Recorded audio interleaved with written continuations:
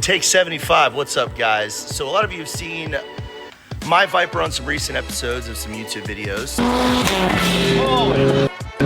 Some more popular than others, and I decided to make a vlog about the Viper so you guys can see some of the cool stuff we did on the world's first DCT Procharger Viper. Should be sitting here, but currently dealing with some PDM issues. However, I still, like I said, wanted to showcase me and my buddy Aaron, who decided to build this one-off Viper. We did a lot of weird shit. Throttle body, that whooshing you're hearing, it opens up, and that's what you're hearing, that whoosh. It's basically just like a blow-off valve? Correct. Curious about. And I decided that you guys might want to see how we did it, why we did it, and where we did it. So, I would like to tell you guys that I'm not a YouTuber, nor do I have any aspirations to become one. So this is literally me spitballing it, acting like a fool, doing dumb shit like I always do. What the hell is even that? We're in Nashville, bud. This is how we do things around here. What we're doing right now, what is it? No stranger to being on camera. If you know, you know. If you follow him, you've probably seen his balls before and know the size of them. I've never had a... But I am not a YouTuber again, like I said. So I'm going to attempt to chop this up, edit it, make it fun for everybody. I will say that Aaron was not in the best of moods Friday night. It had been a long week. He was pretty tired. And the last thing he wanted to do is see me run around with my shirt off and act a fool while we talked about the Viper. But as usual, I tickled him into submission, and let's see how this goes.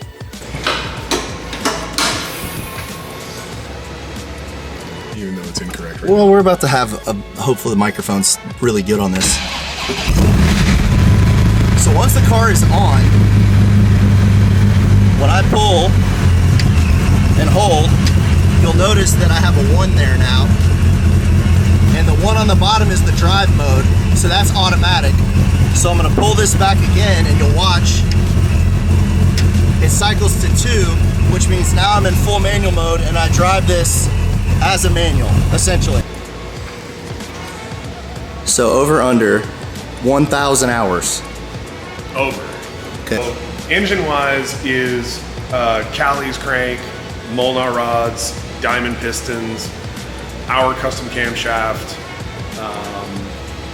and that's really just the basics of it. So some people are gonna say Cali rods, or I'm sorry, a Cali crank, and they're gonna say, why did we put a billet crank in this motor? Because you were worried about snapping the snout off of it? I was in fact worried about that because a lot of the people in the Viper forums were like, you're gonna snap the crank snout. It's not a matter of if, it's a matter of when. So you got a billet crank. and we don't have to worry about that anymore. Right, exactly. Now what makes this billet crank so interesting? Because they utilize what for the rods rather than what I would have found to be typical? Or is that typical to just use small block Chevy rods and a Dodge motor? Right.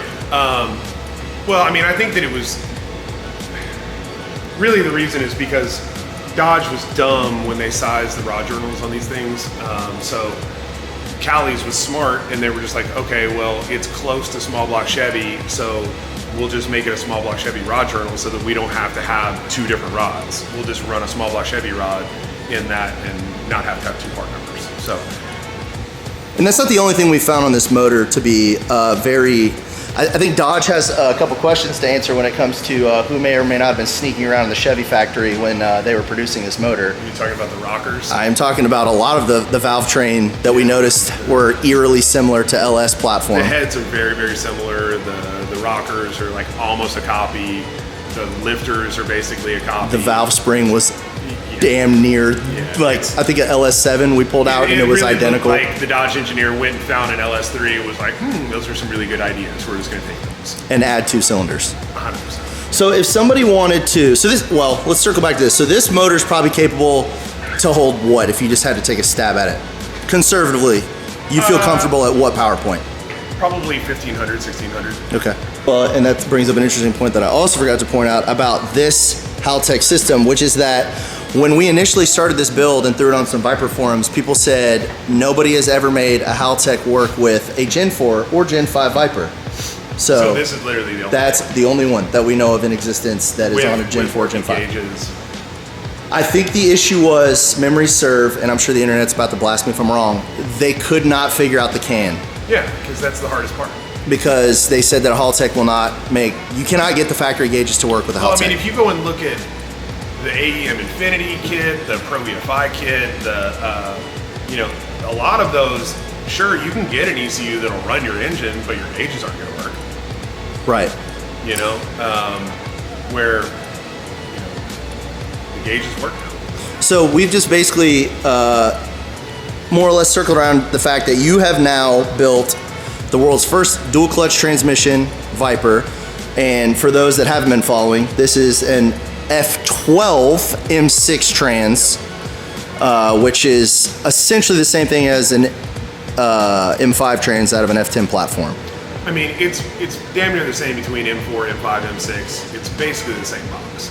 So you've done that. You've done the world's first Haltech ECU in a Gen 4, Gen 5 Viper platform that has working gauges, that's not utilizing the Haltech, I don't know what you would call that, heads up little computer module that they sent with us initially that we decided not to use. Yeah. I mean, we just wanted like actually factory gauges to function, you know? Right. Like it was, you know, if you didn't know better and you hopped in this car, you would think it was a stock ECU by the gauges, you know? Like Right. you would have no idea. There's a lot of nerdy talk to basically say I'm better than you guys at everything. So, yeah. Or fucking retarded, one of the two, I don't know. Yeah, listen, we've done a lot of dumb shit in our lives, and this is up there for both of us. For starters, I mean, day one, you were like, you really sure you want to do this on a convertible? And I was like, yeah, why not? Now that I've done this on a convertible, and Keller can attest to this because he's ridden in it, maybe not the wisest move, but Wouldn't have been what I would have done. yeah, I mean, the whole like, oh, rigidity, and I was like, fuck rigidity, and then I drove it and was like, this is what they were talking about. Oh, you want to talk about rigidity? Yeah, I'm waiting for that joke. Yeah, it's. I know your tricks. This thing is trying to kill you at all times, but it really does put the power down smoothly. We probably at some point do need to figure out a strut tower. That's what I was gonna get at. I've kind of been. People made fun of that in the comments pretty hard. They're like, oh yeah, fuck safety, like 1,200 horsepower, and we don't need to all stay in one piece. Yeah, I mean the strut tower from the factory ties in right here, and it just goes right through where everything else was. So it's like. But what would you guys have done? Would you have said, no, we can't have a blower because we have to have a strut tower? Or fuck safety, let's make a bunch of power. That's my motto. What doesn't kill you makes you dumber, crazier, and faster. Now, I don't know, I'm gonna zoom in here. I don't know how that idea came to be. I know a lot of people have said, why not a wastegate? But wastegates, this is where I'm gonna start sounding like an idiot and I'll probably edit all this out, but wastegates you can't do boost by gear through wastegate, You have no correct? control. Right. And that was the whole idea, was going and making 1,200 horsepower isn't the hard part. Like anybody can do that. You know, there's tons of cars that make 1,200 plus all day long. Everybody can do it, but like I wanted to build a car that was actually usable and was actually fast. You know, like you go and make 1,200 horsepower in this thing in a manual transmission car and give it everything it's got in first gear, it fucking nukes the tires and goes nowhere. Where with this setup, the way that I designed this was we basically hold this open until fourth gear. So it basically has no boost until it can actually have traction. Yeah, so explain to how we're set up now. So you just mentioned, you touched on, is it top of third or bottom of fourth where that servo closes off? It starts to ramp in the top of third. Right. So in first, second, third gear, this car is essentially, give us a power by gear range, because I think we had that figured out, 580. Yeah, it makes like 580 wheel or something like that. Right. In those first couple gears. And then I'm also limiting the main throttles in the first couple gears as well for traction. The road just can't use it. Yes. The tire can't. So long story short, we have this power getting to the ground in every gear. Yeah.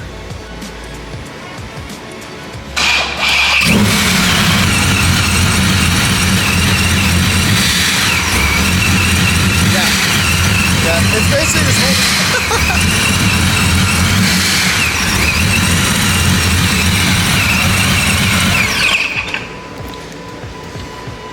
That'd have been way cooler if I'd had somebody else holding the camera. But no, you can see that thing's putting out a tremendous amount of air.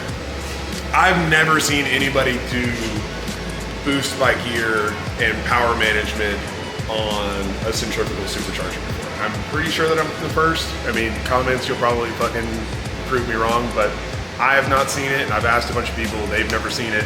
I've only ever seen that on like really high level drag cars that are giant turbo, small engine setups where they use it like that. They'll basically not run a wastegate, and then they'll just bleed it all up on the cold side. And so I had the idea after seeing a turbo drag car do that. I was like, it would fucking work perfect like this, and it works great. Like, we actually have about 500 horsepower worth of power management that we can modulate through that valve. And for the record, we initially weren't sure how that was going to work, but it never was a problem. Not one time. Fucking great. Yeah. And now there's going to be a bunch of people that are going to go and do this, and they're going to be like, oh, look at what I did, and I'm never going to get any credit for it, but you fucking, yeah, I did it first. Well, in the comments initially when I posted this on, I think Viper Club, I probably had at least 3 people that said how interesting. I've never seen anybody do that. Why not just a wastegate?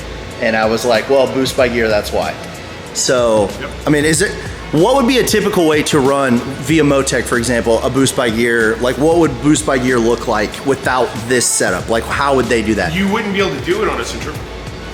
Right. You know, that's all done on turbo cars. So like you can control the wastegate, you can control turbo speed, boost pressure, but with a belt-driven supercharger, like, you have no control over it. So that's why we added the throttle body in to have control over it. That's another thing so there's a couple of Procharger kits out there.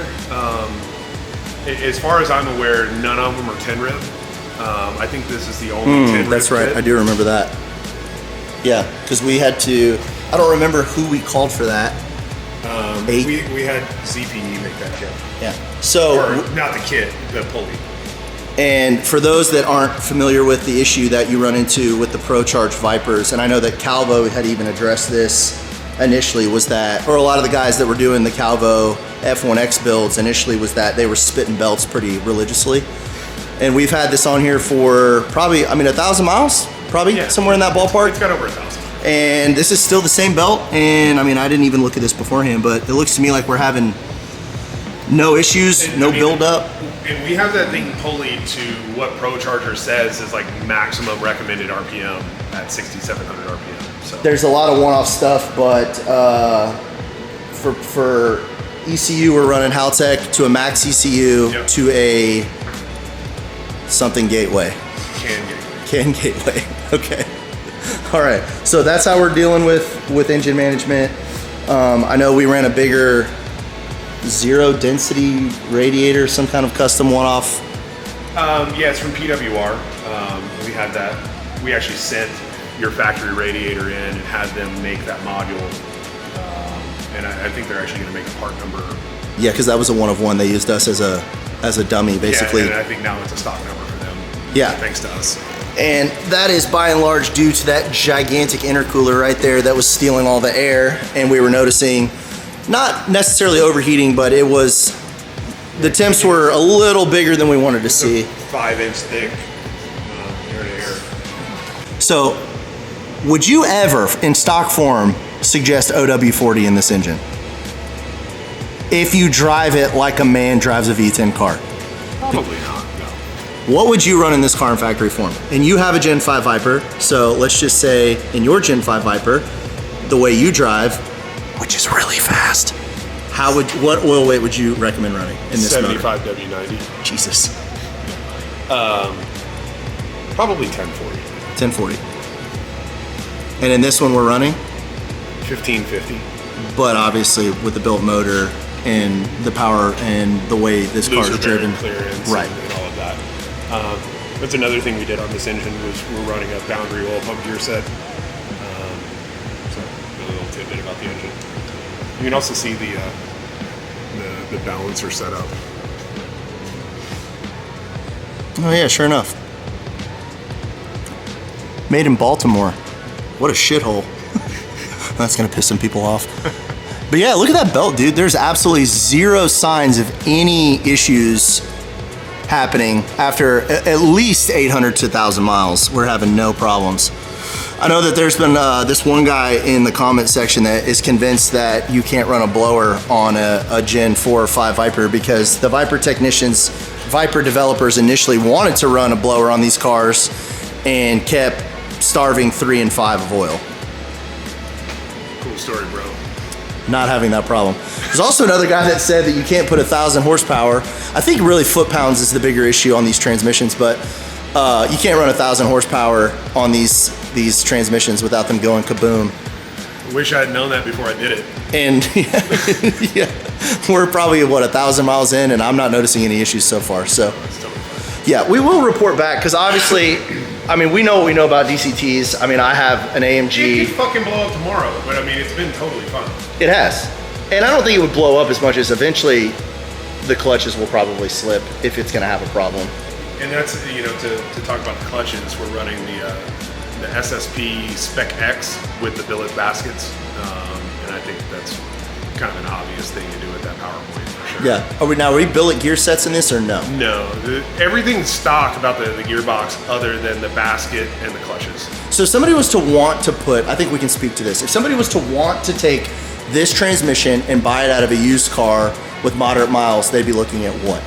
Price-wise? Like just the trans itself? Yes. It's like fucking $1,500 or $2,000. Okay. And to do the billet accessories that we put on this, you're another one. Those are like $6,000. I believe that's what it was. So for $7,500 to $8,000 conservatively, you've got a fairly built transmission that can, as we've proven, stick 1,200 and about what do we establish, about 920 on the foot-pounds? 8? Oh, I think at the engine, I think it's making over 1,000 foot-pounds for sure. Right, which is therefore at the Clutch. right. So yeah, and it's so far 1,000 miles in, not gentle miles. It's putting it down. I've beat the shit out of this, and so have you. I have also, and the IATs. That's another thing that a lot of people are discussing. Zero problems. Is it just because of this gigantic front mount intercooler? Absolutely, yeah. Now, I know that some blowers, I know when we did the Cobra, for example, we had, what was it, air to water, or I forget what what the Mustang was doing. But what would be an application where the temps might jump up versus running a gigantic front mount? Like, what would a standard, if you went out and bought a Paxton kit for a Gen 3, like your IATs you might see a little more temps after 5-6 pulls because their cooling is not as efficient as this? Yeah, I mean, you just don't have the thickness in the core to be able to dissipate the heat, you know, where, I mean, I still kind of go back and forth on whether or not I should have done an air to water on this thing, because I think it would have packaged better now, like in hindsight. But I mean, Well, it certainly would have taken up less space. that's what I mean. Yeah. Like, I mean, it would have just been easier, like on the packaging. But I don't know. That's a Garrett 5-inch thick core, and it's never had any sort of IAT problems. I mean, we're talking like hit after hit in. And you're documenting that on the computer while doing them. And we're talking like 90-degree ambient, you know, and we're just doing pull after pull after pull, and like no problems whatsoever. Like, we're not even getting into a point to where like we're taking timing away because IATs are hot. Yeah. And I mean, I can attest to the fact that I've probably, normally on blower cars, I have in the past experienced where by the 3rd or 4th hit, if you're out on the freeway just running the same guy back to back, You just feel like the car is you back. do feel the car get sluggish to a degree. Like, you'll notice that it just doesn't have quite the oomph that it did. Like a fucking Hellcat. It's like prime example. Right. You know, like you go out and take a pulley Hellcat and you run it a couple times, and like you're gonna really notice that car go backwards in power. Like, it's gonna slow down. Yeah.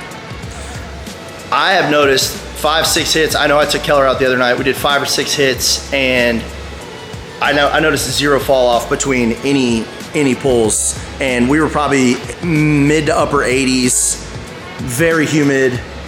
I mean, just absolutely no fall off. So I mean, that would just there alone would suggest that any increase in IATs weren't enough to be noticeable in power. Yeah, it works perfect. Yeah. So basically, if you're gonna go buy a blower kit for a Gen 4, Gen 5, it's not something you can just go buy off the shelf. Nobody wanted to manufacture one because of the limited production numbers of the car in the first place. So we 3D scanned the front of the engine. We bought an F1X from Procharger. What are we making boost right now? On 15, 16 pounds? 15 to 16 pounds. And that is pulley down. That's probably about the max we're gonna turn out of this. I mean, it's right there. What they say is like the maximum recommended RPM at the limiter on the engine. Okay. there's a lot of guys that run F1Xs that will say that the blower, continues to make power if you overdrive it past that number.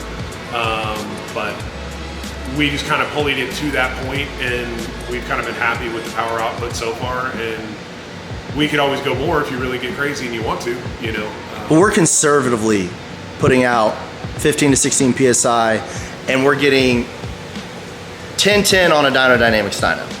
Right, which my dyno reads about 11% lower than a dyno jet. So, you do the math on that, you're 1100-ish. I would say, yeah, I was gonna say it's probably closer to mid 11s. So yeah, I mean, a true 1200 plus horsepower car at the or at the crank all day.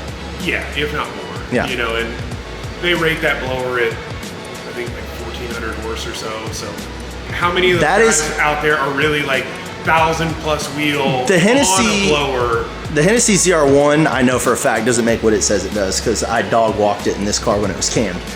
However, I will say that on the Calvo, for example, like the CMX 13 kit, a lot of times they actually make over what they suggest. I would say that out of 2/3 of his dyno videos, the car's actually above the horsepower. Like, you're ordering the 1300 and you're getting like 1387. You're cool. Ordering the 1600, you're getting like 1702. You're getting more for your money. Don't get me wrong and think that I'm knocking Calvo in any shape, form, or fashion. I mean, that dude's a goat, and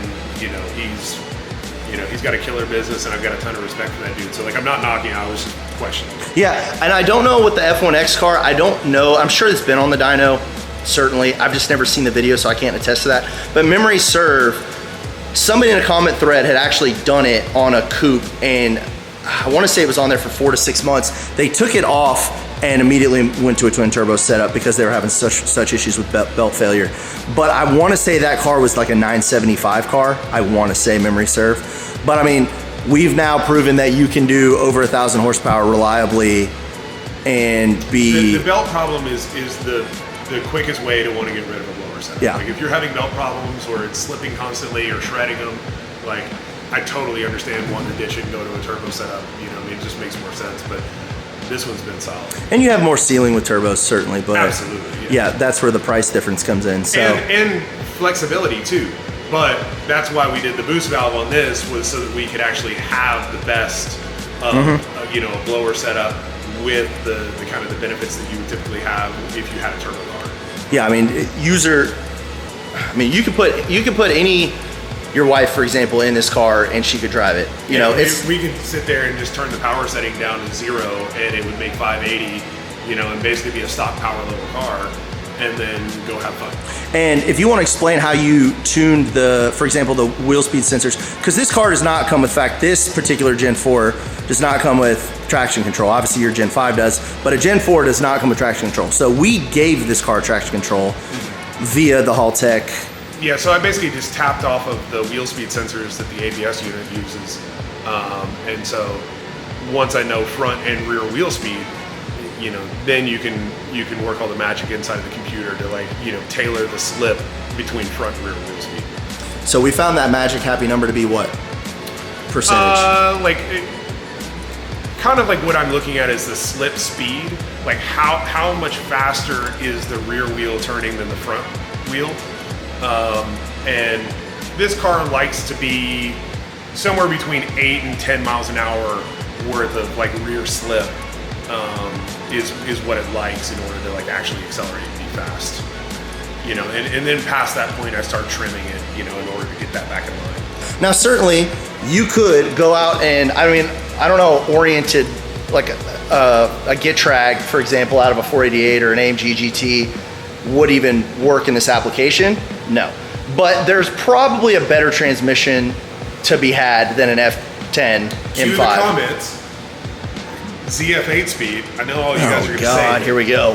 If you're going to do that, why not just put because we didn't want an actual automatic. In fairness, though, the ZF8 is actually a really good transmission. It is. I know you guys are like, why'd you do DCT and not ZF8? The ZF8 is fucking awesome. I've got no problems with it. It's actually more popular nowadays than it was, when we started this. We started this project a long time ago, and the ZF8 swap was not anywhere really on the radar at that point. Well, I don't think people had figured out what those Hellcats could go through yet. Yeah, and I mean, the aftermarket hadn't figured out the whole CAN bus and being able to do like retrofit them and swap them and stuff like that. Well, now they're just becoming more popular, and I don't know. I mean, it's a good swap too. I got nothing wrong with it, you know, but it's not quite the same. I don't think you're getting the blip between gears. We do shoot a 2-foot flame out. They will do a blip. You can make it happen.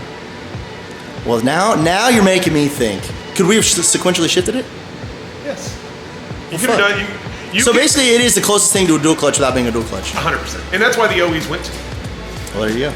And they do hold, I mean, from what I understand, 1,000 horsepower is not out of the realm of usable. And guys have clutch kits for them and upgraded converters, and like you can go and make a ton of power with them. So essentially, if this ever goes kapooey and we can't find a more user-friendly swap to go back into its place. Yep, that's where we go. That's where we go. Well, son of a bitch, after all that shit talk we did to those guys in the comments, they may be right. Well, and I think another thing a lot of people talk about with this car when they see the DCT is, A, we bastardized the Viper, maybe, and I would argue made this car way cooler. And I mean, we'll have you expound on that because I can tell you why I think it's cooler for the obvious reasons. I've driven it and they haven't. But anybody that's actually ever owned probably any Gen Viper in reality, they come with a twin disc from the factory, correct? Yeah. And at least the 4th and 5th. You own a Gen 5 Viper that's still factory, yep. And you can speak to the fact that no matter how hard you try to drive this car, and people are going to argue, oh, you just don't know how to drive, and well, you don't drive as well. Me and you both know how to drive a manual. Very capable, have had hundreds of cars. These cars are a bitch to drive in any kind of traffic setting. So, I mean, not just that, but I mean, to drive them like kind of hard, like the clutch throw is really long, the shifter throw is long. I mean, it took me a minute to like really get comfortable with, you know, the clutch engagement point and, you know, the shifter on mine. And I mean, I love it. It's great. Like, I still love a manual transmission. Like, I'm not saying that like manual transmissions suck or anything like that. Like, I fucking love them. But at this power level, it's not even a fucking contest. You know, it's just, it makes the car. So if we jump in and speak to that. So let's just say a 6130 time, manual to DCT, what do you think the difference is there if you just took a random stab at a number? I mean, we talking like at least a half a second. At least in terms of 60 to 130 times, half a second is a substantial number. And I would be willing to venture that it's closer to a full second. I don't care how fast people think they shift.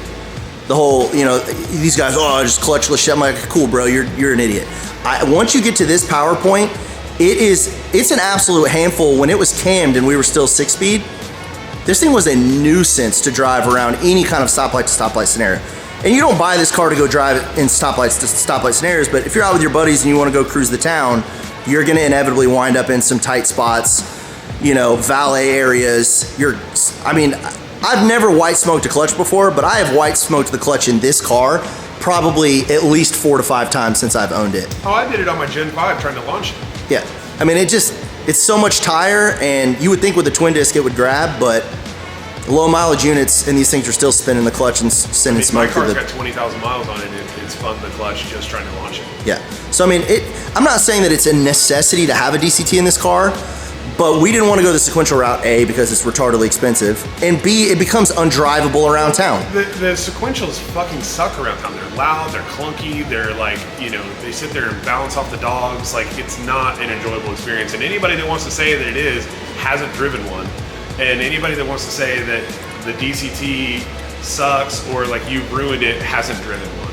Yeah. You know, I mean, I was a diehard manual transmission fan, and I think the first time that I ever drove something that was, you know, a dual clutch car was like, I think it was a Golf R, you know, little hatchback. And I drove it and I was like, oh my God, this thing's fucking incredible. Like, you could never shift that fast. The downshifts were amazing, you know, and then you step up and you start driving Huracans or Ferraris and stuff like that. And it's like, you understand why all the OEs went that direction. It's because it's great. And in boosted applications, it is a substantial difference in performance. Yeah, it just stays. No boost loss between gear. Yeah. So that's why we did what we did, and we're also gluttons for punishment, and we wanted to do something that nobody else had ever done, but also make the car. You guys mad and fucking want to talk shit to him in the comments. So yeah, well, I think we succeeded. I enjoy that. it's in my line of work, this comment section is much more friendly. So, all right, so let's explain this again, because this is the kind of shit that I think people are gonna find the most interesting on this build. Is we have computers, but this is some shit that I bet nobody has ever heard of. So this is a what now? It's a CAN bus gateway. So basically, the issue is that the ECU and the car and the TCU, they all communicate at different baud rates, and they're not configurable. So we had to have a way of transmitting via CAN bus messages from the ECU to the TCM, and then change that baud rate so that everybody could communicate. And so like the TCM could get RPM, and then the TCM could also send like shift cut requests to the ECU and stuff like that. So the only people that I know of that made anything like this is Zalea Brothers. Shout out to Oscar, dude's a badass. So yeah, he helped with all that.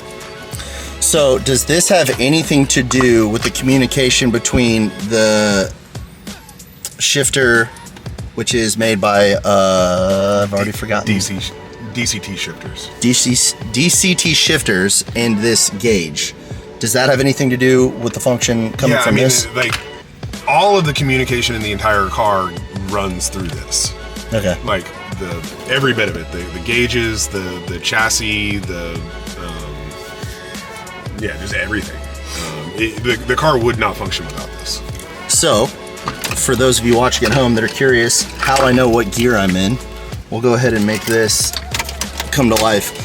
So rather than just have this be a you count it as you go situation, Aaron, the mastermind here, gave me a gauge art gauge that displays. So, even though it's incorrect. Well, we're about to have hopefully the microphone's really good on this. So once the car is on, when I pull and hold, you'll notice that I have a 1 there now. And the 1 on the bottom is the drive mode, so that's automatic. So I'm gonna pull this back again, and you'll watch, it cycles to 2, which means now I'm in full manual mode, and I drive this as a manual, essentially. Yep. And if I push forward, yeah, there we go, see? We need to get gauge art to fix that. For some reason, their CAN bus protocol for Haltech is wrong for gear display, so we're working on getting that fixed. So, just so everybody at home knows, this isn't something you can buy off a shelf. This was made specifically for this car, or programmed specifically for this car. Well, this is gonna be something that people can buy, and that's something that Oscar's working on, but this was actually like a beta that we worked with him on, testing it and, like developing different firmwares and stuff like that. And he definitely helped a lot with that. Realistically, like I think his plan for these is like he does a lot of like really high level motorsport stuff. Like he tunes some ALMS cars, and I think he tunes like the Cadillac prototype. So the guy's very, very high level, and that's kind of like the reasoning for this is on those high level cars. They have like so many different CAN bus systems on the car that they need a better way of like communicating between them. And so we actually were just the ones that did like beta testing for like street vehicles.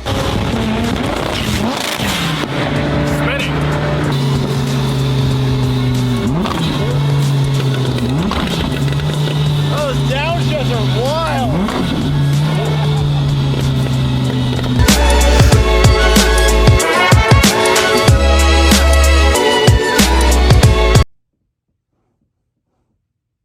Oh, you guys are still here. I don't know how to end it. I don't know how to end a YouTube video. You just say like thanks for watching. Thanks for watching. Thanks for watching, guys.